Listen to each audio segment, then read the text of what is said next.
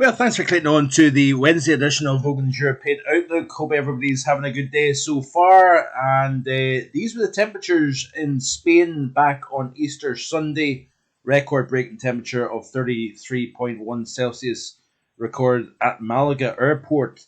Look at the contrast compared to what we've got this afternoon. Just remarkable temperature difference, almost like a winter's day, actually in across most of Spain and the interior, with any kind of elevation, struggling to get into double digits. But just a remarkable contrast in just several days, and it's been well advertised. In fact, of course, the past two video titles was all about the Spain the flip between summer and winter, and it's of course all thanks to low pressure that is spinning over the Western Mediterranean. Of course, it's cycling in cold air, wind, rain, and mountain snow.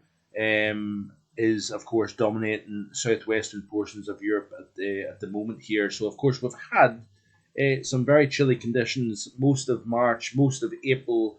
We had a brief spell of hot weather, of course, lately, and that is now getting reverted back to where we've came already. So, and it looks as if that's going to be the case. Of course, with high pressure, Scandinavian high pressure dominating the weather pattern, bringing our winds now in from the east here in the UK. Relatively dry speaking. Of course, the temperature profile is warmest in the west, coolest in the east. Of course, with exposure of that wind crossing over the cold North Sea waters. But as areas of low pressure try to push in from the west off the Atlantic, they get redirected southwards and northwards. So we've got disturbed weather to the north. We've also got very disturbed weather across the southern portion of Europe here with this block pattern. So of course, area of low pressure exits Spain, the system to the west of the British Isles, then gets deflected in. It replaces the low that we've got at the moment. And we're back to square one pretty much down across Spain and Portugal here. And it looks as if as we press through the weekend and into next week, that actual area of low pressure in the trough will actually start to spread its way northwards here, and it will bring increased showers, possible thunderstorm activity across particularly the southern half of the British Isles, whereas further north it should be that bit drier, brighter, possibly warmer as well. But with a kind of nagging east and northeasterly wind, as you can see here off the chart, this is a Monday, early next week. We've still got quite the it's very blocked area of high pressure versus low pressure underneath that. And it's just going to continue, I think, through the remainder of August here. There is some subtle hints that we may start to see a trough developing over the Atlantic and building the ridge of high pressure over the western portion of Europe here. So we'll keep our eyes on that because we may see some better conditions developing here. But this is right the way through to the middle portion of next week. High pressure still to the north, low pressure, messy weather, very chilly conditions for the time of the year down across the southern half of the continent here. So we're going to continue to see this theme, I think, as we go forward. As promised in yesterday's video, I made mention about talking about the La Nina.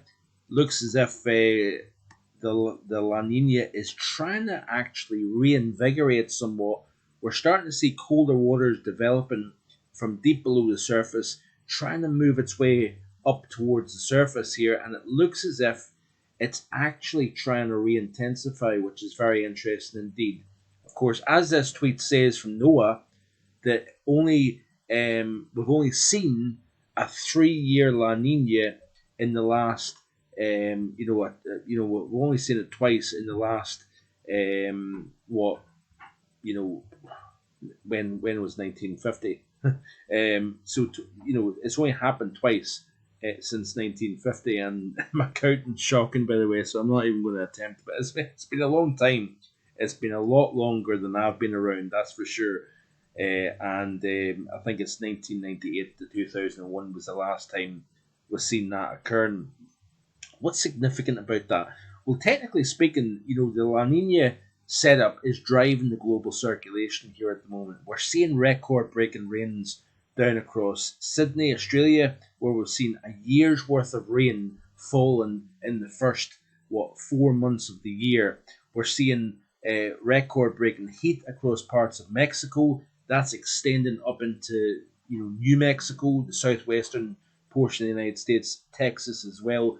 Increased drought. It looks as if we're going to see an early start the summer here, and we could be seeing some very, very hot conditions, I think, later May into June in places such as Texas, for example. But at the moment, we're seeing very cold conditions across the northern portion of the United States, where we've seen blizzard conditions in the Dakotas, record-breaking cold. We've seen like minus 20, minus 23 in places such as the Canadian prairies, for example. Very chilly across most of Europe as well. We're seeing record-breaking heat in parts of Asia as well. So we're seeing all sorts of climatic influence from this La Nina taking place.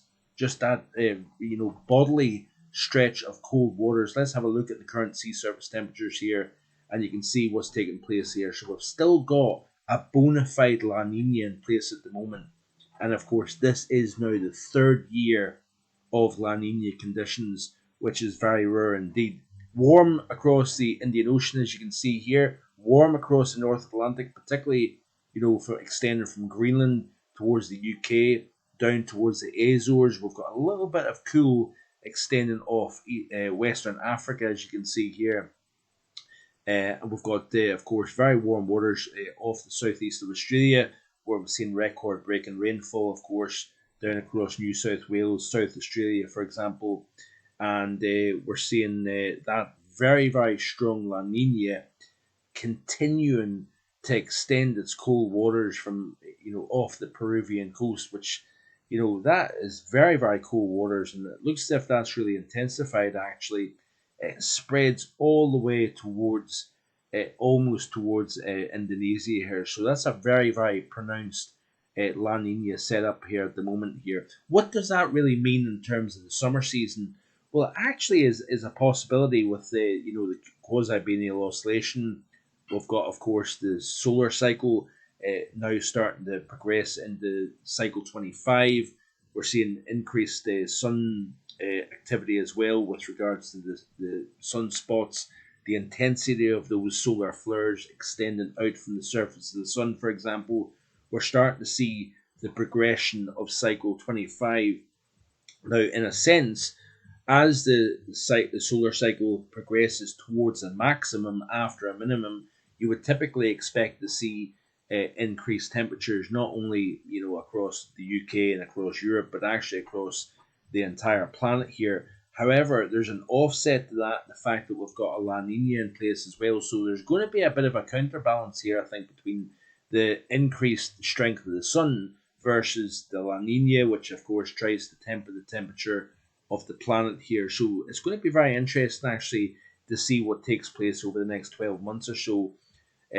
Certainly after the summers after a solar minimum, of course we've seen it back in 2009-10. We've seen some pretty chilly summers. In fact, 2011 is in fact the last time the British Isles recorded a below normal summer temperature wise, which is quite interesting. Of course, 12 years on, 11 years on, Earth's oceans are warmer than what they were back then, and the atmosphere, in a sense, is warmer as well. So these are all things that we need to consider when it comes to seasonal forecasts. For example, warm water surrounding the British Isles and to the west of the UK as well tends to enhance rainfall. So these are all kind of things that I'm kind of jumping around here a wee bit, but it's just thoughts that are coming into my head as I'm doing the video, because a lot of the time there's no script. I don't have anything written down. I just basically say what I think in terms of the overall subject for the day. So there's a heck of a lot of things going on at the moment here, and the weather might be somewhat boring here in the UK, but when you look at the bigger, broader picture, there is a heck of a lot going on with regards to the weather as well as the longer term climate as well.